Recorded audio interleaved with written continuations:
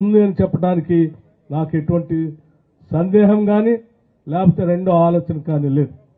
యావత్ మా మంత్రివర్గం రాష్ట్ర ముఖ్యమంత్రి రేవంత్ రెడ్డి గారి దగ్గర నుంచి మొదలు పెడితే ఈ మంత్రివర్గంలో ఉన్నటువంటి ప్రతి మంత్రి ఈరోజు రాష్ట్ర ప్రజల సంక్షేమం కోసం ఈ ప్రభుత్వం కట్టుబడి ఉంది. ఈ రాష్ట్రంలో ఉన్నటువంటి ప్రతి బిడ్డకి కావాల్సిన వసతులు కల్పించడానికి కావాల్సిన కార్యాచరణ ప్రణాళిక తయారు చేయాలన్న ఆలోచనతోనే ముందుకు పోతా ఉన్నాం. అందుకే ఇప్పుడే మిత్రులు మాట్లాడుతూ ఐఎన్టీసీ నాయకులు కానీ లేకపోతే ఏఐటీసీ నాయకులు కానీ మాట్లాడుతూ మా శాసనసభ్యులు కూడా మాట్లాడుతూ స్థానికులకే ఉద్యోగాలు ఇవ్వాలి, ఇచ్చినటువంటి ఉద్యోగాలు అవుట్ సోర్సింగ్ ద్వారానో లేకపోతే కాంట్రాక్ట్ బేసిస్ ద్వారానో ఇవ్వటం వల్ల శ్రమ దోపిడీ జరుగుతూ ఉంది. ఒక ఉద్యోగికి వచ్చేటువంటి జీతంతో ముగ్గురు నలుగురితో చేపించుకుంటున్నారు. ఇది కరెక్ట్ కాదు, న్యాయం కాదు. వాళ్ళని న్యాయం చేసే విధంగా చర్యలు తీసుకోవాల్సిందిగా కూడా చెప్పారు. నిజమే, నేను కూడా వారితో సంపూర్ణంగా ఏకీభవిస్తాం. ఈ రాష్ట్రంలో ఉన్నటువంటి అనేక ప్రభుత్వ రంగ బ్యాంకుల్ని భూముల్ని జాతీయం చేసి ప్రజలకు అందించినటువంటి ఇందిరమ్మ రాజ్యం ఈరోజు రాష్ట్రంలో పాలన చేస్తూ ఉంది.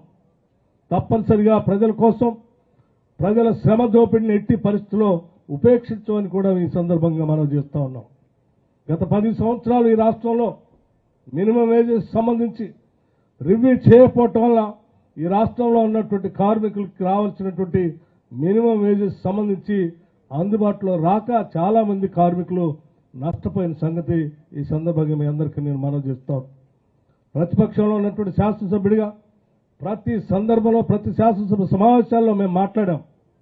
ఈ సంవత్సరం ఈ కార్మికులకు సంబంధించి మినిమం వేజ్ సంబంధించి రివ్యూ ఎందుకు చేయట్లేదు, మీరు అలా చేసి ఫిక్స్ చేస్తే రాష్ట్ర వ్యాప్తంగా ఇచ్చేటువంటి ఈవెన్ అవుట్ సోర్సింగ్ ఉద్యోగాలకు కూడా వాళ్ళకి మినిమం వేజెస్ ఇవ్వకపోతే వాళ్ళ మీద చర్యలు తీసుకోవడానికి కూడా రాష్ట్ర ప్రభుత్వానికి అధికారాలు ఉంటాయి. కాబట్టి అది చేయండి అంటే పెడచెవిన పెట్టినటువంటి టీఆర్ఎస్ ప్రభుత్వం ఈరోజు ఈ రాష్ట్రంలో ఉన్నటువంటి పేద బిక్కి బడుగు బలహీన వర్గాలకు సంబంధించిన అనేక మంది కార్మికులకు నష్టం చేసిందని చెప్పడానికి నాకు ఎటువంటి అనుమానం సందేహం లేదని నేను చాలా స్పష్టంగా ధైర్యంగా కూడా నేను చెప్పగలుగుతా ఉన్నాను.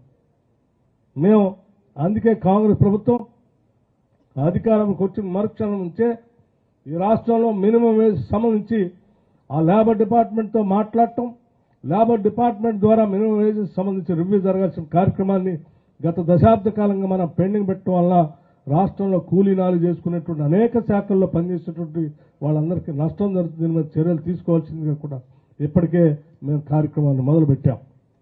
అందులో భాగంగా నేను ప్రత్యక్షంగా చూశాను కొన్ని సందర్భాల్లో. గతంలో మీ అందరికీ తెలిసిందే, నేను ప్రతిపక్ష నాయకుడిగా సిఎల్పి నాయకుడిగా ఆదిలాబాద్ నుంచి ఖమ్మం వరకు పాదయాత్ర చేసినటువంటి సందర్భంలో నేను బొగ్గుబాయిల్లోకి వెళ్ళాను, ఓపెన్ కాస్ట్ మైన్స్లోకి వెళ్ళాను, అక్కడ ఉన్నటువంటి కార్మికులతో మాట్లాడాను, భూ నిర్వాసితులతో మాట్లాడాను, ఆ ప్రాంతాల్లో ఉద్యోగాల కోసం ఎదురు చూస్తున్నటువంటి ఆ బిడ్డల్ని కలిశాను, వారి తల్లిదండ్రుల్ని కలిశాను. ఇందారం లాంటి దగ్గర ఉన్నటువంటి ఒక ఓపెన్ కాస్ట్ మైన్ దగ్గరికి నేను మధ్యాహ్నం పూట నడుచుకుంటూ వెళ్ళినప్పుడు ఆ ప్రాంతంలో నాకు 2 వ్యక్తులతో నేను ప్రత్యేకంగా మాట్లాడినటువంటి సందర్భం ప్రతి నిర్ణయానికి అది తప్పనిసరిగా నాకు దిక్సూచిగా ఉంటుందని కూడా నేను ఈ సందర్భంగా మనవి చేస్తా ఉన్నాను. ఆ రోజు 2 కార్మికులతో మాట్లాడాను. నేను ఒక కార్మికుడిని అడిగాను, ఏం చేస్తున్నావా అంటే నేను డ్యూటీ చేస్తా ఉన్నాను, వాచ్మెన్ డ్యూటీ అన్నాడు. జీతం ఎంత అంటే 46,000 రూపాయలు అన్నాడు. అదే ఇంకొంచెం ముందుకు వచ్చిన తర్వాత ఇంకో కార్మికుడితో మాట్లాడాను, ఏం చేస్తున్నావా అంటే వాచ్మెన్ ఉద్యోగం చేస్తున్నాను అన్నాం. ఆ ఉద్యోగం ఈ ఉద్యోగం ఒకటే అంటే ఒకటేనండి అన్నాడు. ఎంత జీతం వస్తుందా అంటే 11,500 రూపాయలు వస్తుందన్నాడు. కేవలం అదే వాచ్మెన్ ఉద్యోగాన్ని ఒకరికి 46,500 వస్తూ ఉన్నాయి, ఇంకో కార్మికుడి 11,500 రూపాయలు వస్తూ ఉన్నాయి. ఏంటి వ్యత్యాసం అని అంటే మధ్యలో ఉన్నటువంటి దళారులు దోచేటువంటి కార్యక్రమాలను ఈరోజు కార్మికులు నష్టపోతూ ఉన్నారు.